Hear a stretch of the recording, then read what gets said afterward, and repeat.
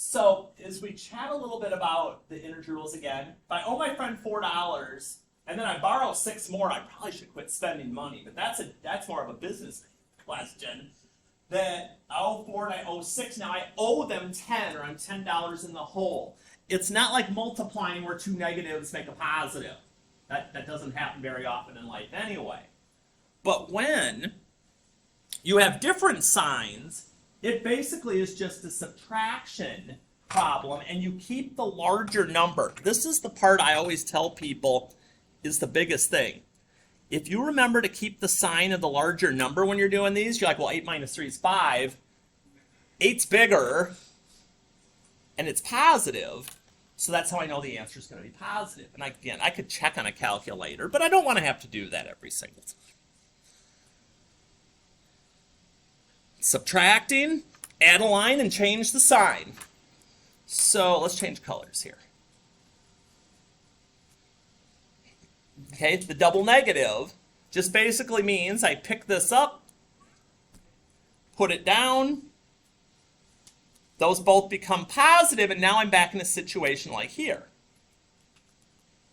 So what would the answer be to this one? Yeah, because 10 minus 7 is 3, and look at the sign on your bigger number. So it ended up being 3. So nothing too bad there. And this is a nice thing to be able to reference if you're not sure sometime. And then multiply and divide. There's so many different ways to look at it that this little chart's probably going to be our best, means of doing it. And so I can take this any direction I want. If I have a positive times a negative, I'm going to get a negative. Okay, that's true going either way here. If I have a negative and a positive, I get a negative.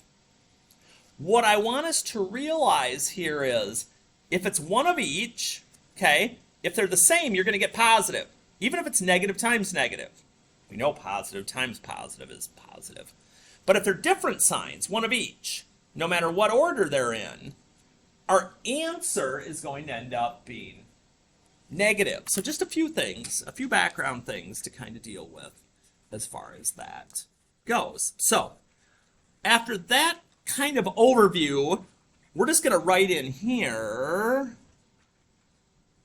Oh dear, I'm not even on the screen. I'm so high. All right. Bless you.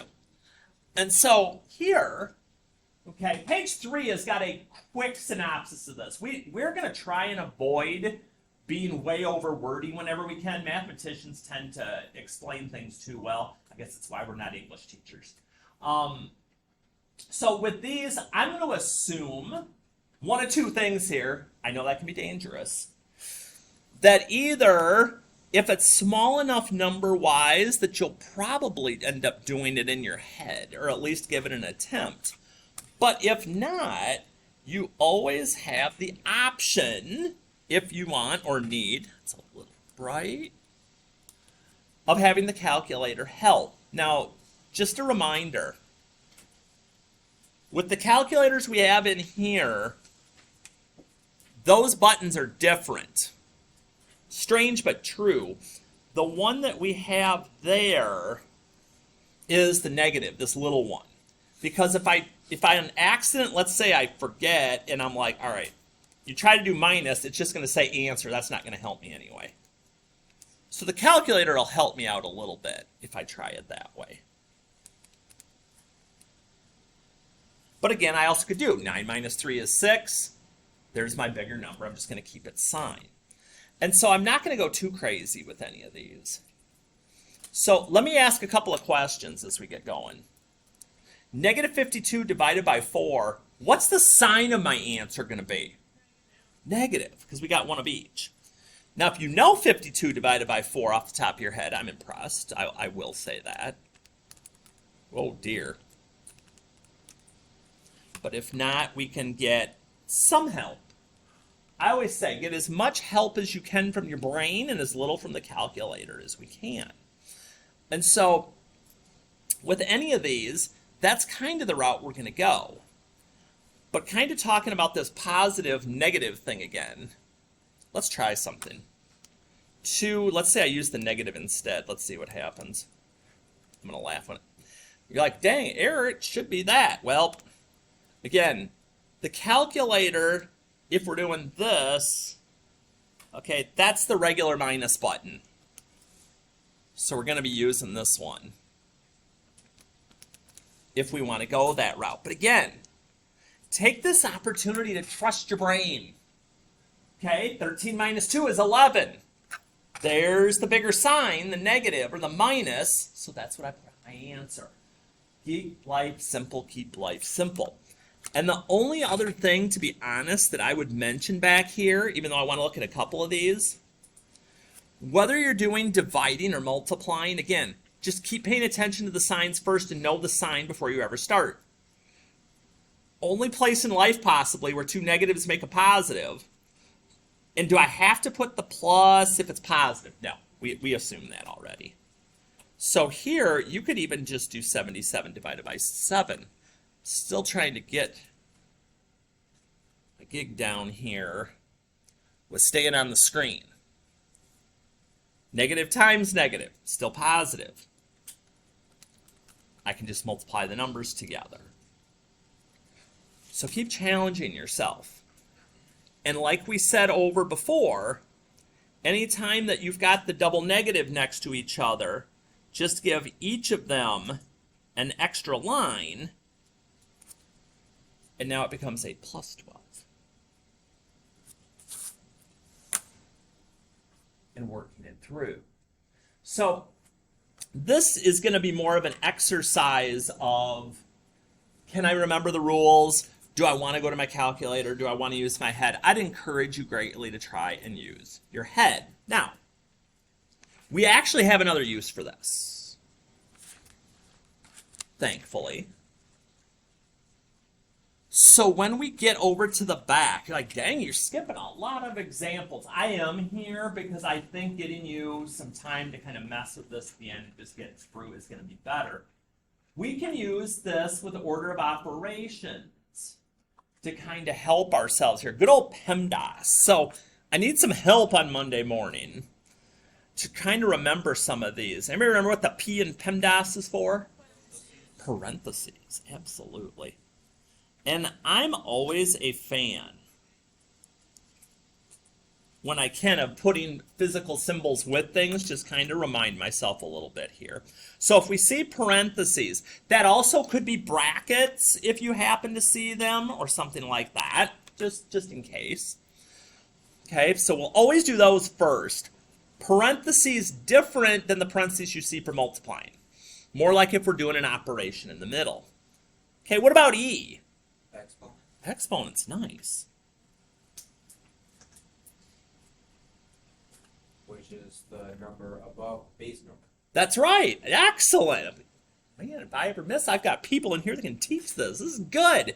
Yeah, that exponent that we have on our base. Well put. Oh, now wait. I got two letters. This is getting interesting. Nice. So one thing we'll say with multiply and divide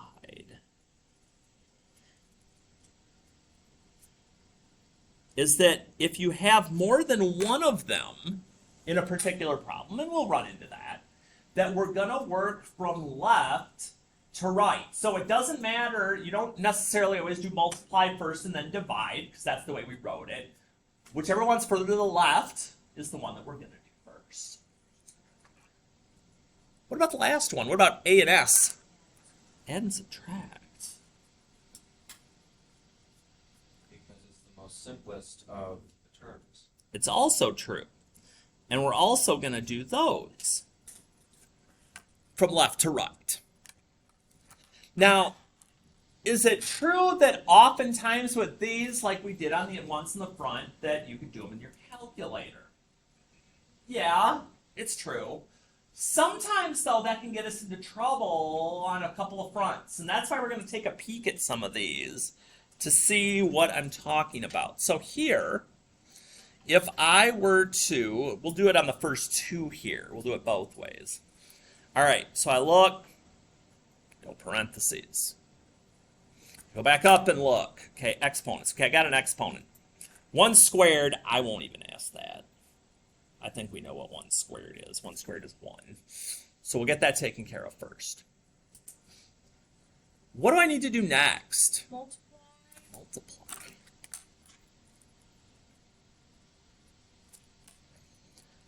So here, and people like to look at this different ways.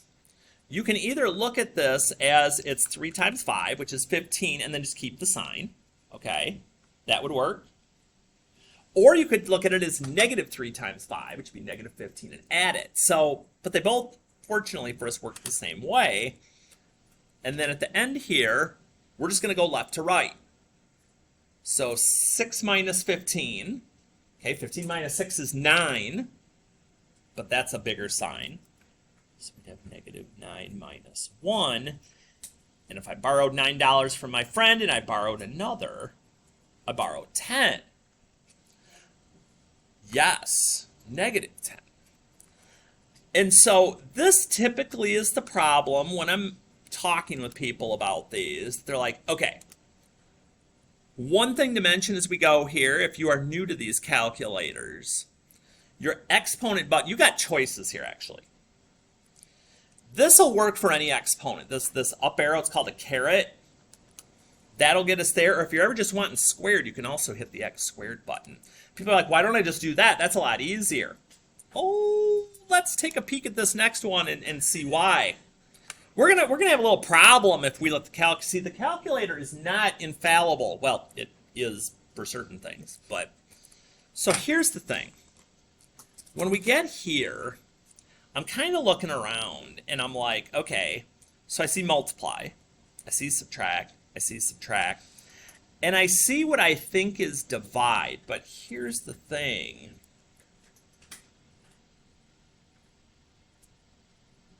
Divide and the divide bar, we're going to treat different.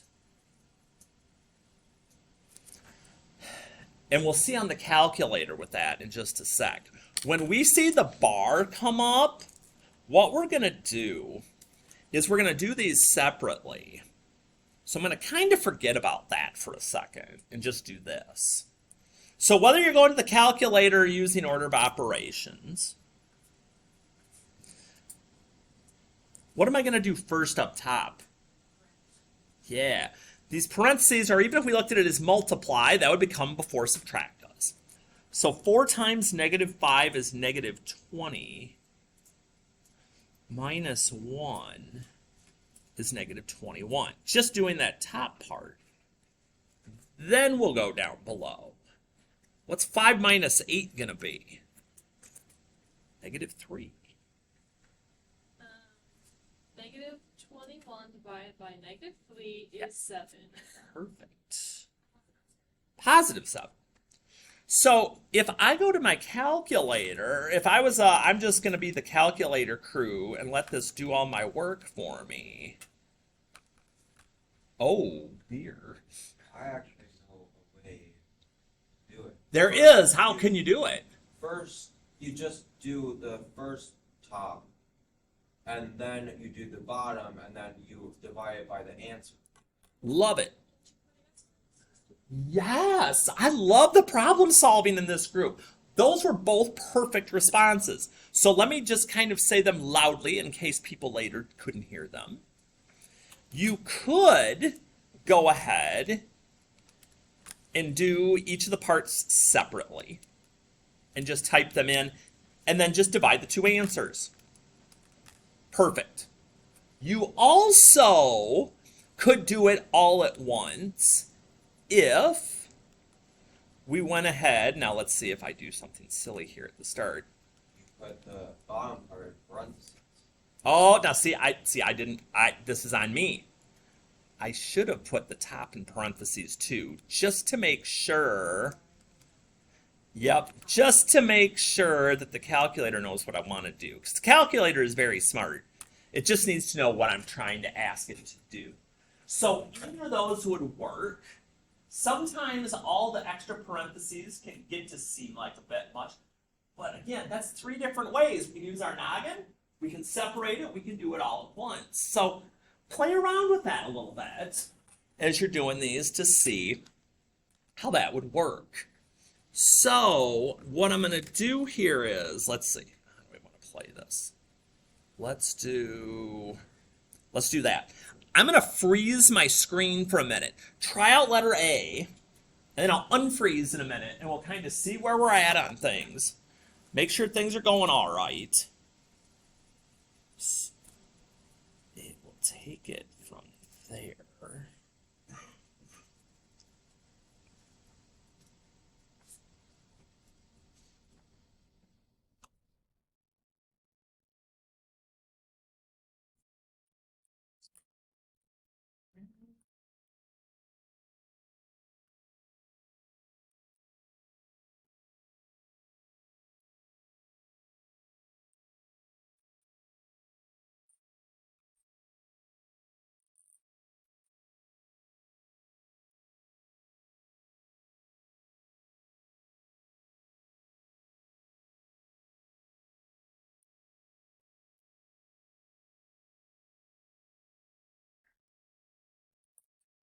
Moment here, so kind of see if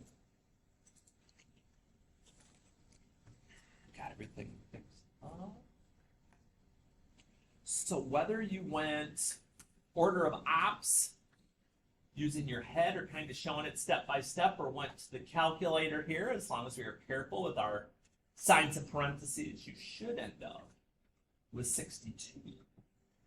Either way, so just, again, a couple of things to keep track of as we're playing with those. So any order of operations questions? I got one last thing to kind of show here in a minute. We'll get you a little practice. We'll take that way. Do one more flip here. Oh dear. Words. We're supposed to say words for English, right? Or social studies or something like that. We've got to do words with this. One of the things in here we're going to try and bring in as much as we can when we can is the application of this stuff. That it's not just always numbers with things, it's being able to use them. So again, nothing bad here at the start, nothing bad. We're just going to take a look at a couple, maybe freeze frame one to make sure we're going all right. So okay, this morning Stan noticed the temperature was at 19 degrees Fahrenheit. Ooh. At noon, the temperature had risen 16 degrees. By nightfall, Stan observed the temperature had dropped 22 degrees. I'm assuming when it says, what is the temperature now, he means at night. So let's see here. So it was positive 19 to start. Had risen plus the 16. Yeah, and then dropped 22. Okay, let's see here. 19 and 16. 35. So 35 minus 22. So see, words don't necessarily have to be bad when they get thrown in here in math. Just kind of, sometimes it just depends on making sure that we understand what the words are going to mean here. So let's jump down to 3. And then I think, ooh, that'd be a big one. Yeah, let's do that. Let's do 3, and then we're going to freeze frame over to 6 here. All right, Michaela had $482 in her bank account at the beginning of the summer. While home from college, here come the special words, spent $149 on entertainment. 88 on fast food. Man, we're going to get the balance going down, down, down here. And 62 in gas money, so 3 negatives. Eesh. On her birthday, though, her grandparents gave her $75 to deposit. Yeah, I'm not doing that in my head on a Monday morning. I could, but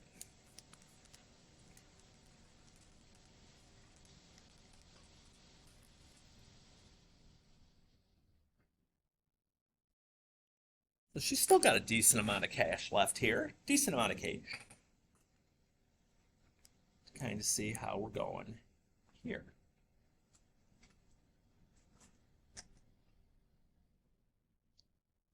All right, so one last freeze frame here. We're going to go down to number 6. I know, I saved the big crazy wordy one for the end. But kind of work your way through, find the names of the pieces that you're looking for. And then we'll reconvene and see what people have for answers before I unfreeze the frame here.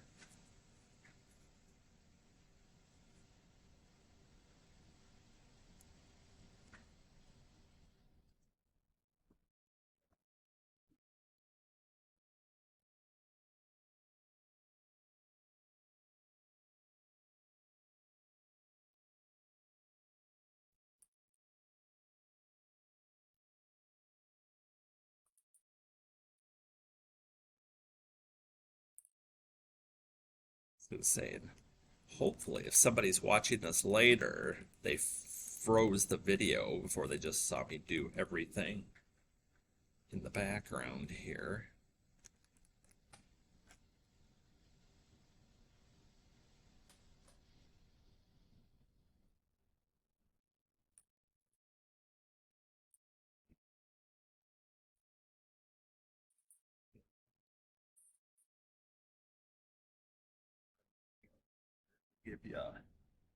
Give you a little more time here, especially having to get some stuff into the calculator here.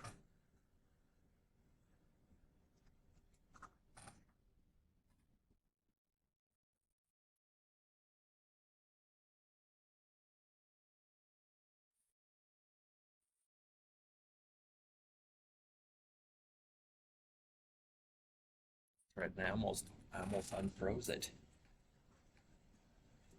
All right, for anybody that's thrown calculations through, anybody got an answer they want to give a shout out to here? Go for it. 2,639. All right, any others besides 2639? That's good, because that's the answer anyway. So, we've got that set. So again, don't let the words with math kind of intimidate you. The one thing I will say here that could have thrown some things off, you're like, well, she'll have to pay a safety deposit. And then sometimes people see of 800 and they'll see plus, and they'll be like, oh, I'm supposed to add it. But sometimes we got to take what's called in context.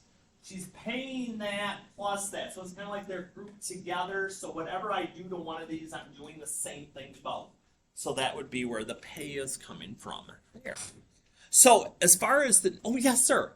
Well, I knew about that, so I first did 800 plus 846, but converted it to a minus, and then put that answer into the equation. Absolutely. Well put. You're right. If you see that that plus is there, you absolutely could group those together and subtract the quantity. Well said. So once again, different ways of the grouping. We can get to the same answer doing it a couple of different ways. I like it. I like it. I like it. Like this group already. They're with it and early in the morning and willing to share. I love it. So, okay. Little bit of practice to go with this. So we'll switch over here. So you're like, all right, Hardy, what are we doing? So, now I'm trying to remember what I'd put on there. Would we be in it? Yep, that's what we were doing. Okay. So we're going to fast forward a little bit. You're like, Hardy, you're skipping pages already. That's okay. That's all right. So we're going to fast forward here to page 6. I think I'm going to go ahead and I'm going to date things as I go here. I think that might be easier to keep track of stuff as we move ahead. So over here on practice B, I'm going to go out on a limb and I'm going to say, okay, up to you on how far we need to go with some stuff. I would say at a minimum, I'd try the evens out first and check the answers on Classroom. Another good reason to be on Classroom right now, so you can kind of check answers with things as you go. But then if there's some spots you missed a couple or you struggled with something, I might go back at that point and check out some of the odds, because I have solutions for both available for you as you're working your way along here on page 6 over to page 7. So I'm going to kind of put a -7 there too to kind of give you a shot here. It's seeing some things, and a couple of review problems are on there. The other thing that I'm going to do is over here on page 8. Again, we're just getting a little bit of this and a little bit of that in. Now, this is a little different than the ones we were doing on the other page. We were doing add and subtract. Now it's multiply and divide. So I want to find the one I was looking at before. Actually, there's 2 of these I want to do, and then I'll leave the other 4 for you because I want to make sure that we get the idea here of which route we're going to want to go. So for number 1 and number 2, a submarine descends below the surface of the water at a rate of 35 feet per minute. What's the depth of the submarine after 8 minutes? What am I going to be doing with the 35 and 8 to figure out how far below I am? Multiply. So we've got 35 feet per minute times 8 minutes. And we do like to get labels on things. So actually, let me kind of show one other thing so you can see where my label came from. Like the minutes have disappeared, Hardy. So here's actually what I was doing.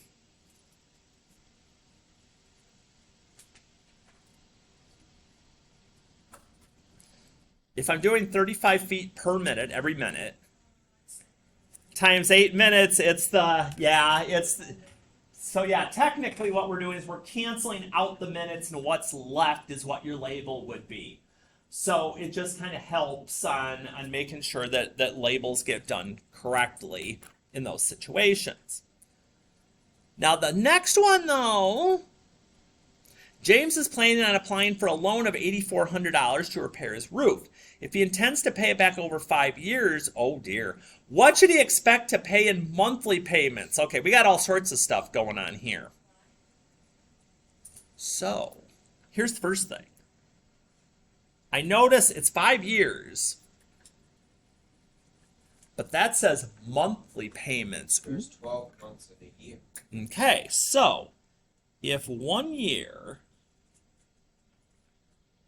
equals 12 months, but we're going to pay it back over 5 years.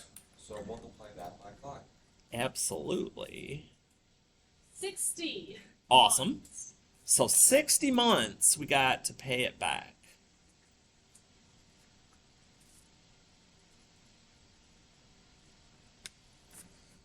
So James is going to pay his $8,400 back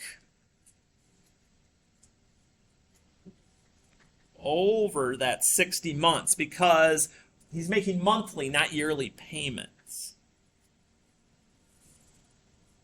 So let's see here. How much are we on the hook for? $140 each month if you got it without any interest, which would be an awesome thing. So that's going to be our difference between the multiply and divide. There we got to do multiply and divide. We may not have to do that every time, but anytime we're trying to look into payments or segments, that's where the division part's going to come in. So then those last 4, I want you to try out. So you're like, all right, page 6 and 7, we're looking at evens at least. If we have any struggles, maybe try a few odds. And then page 8, we're going to be looking at 3 through 6. And so what we'll do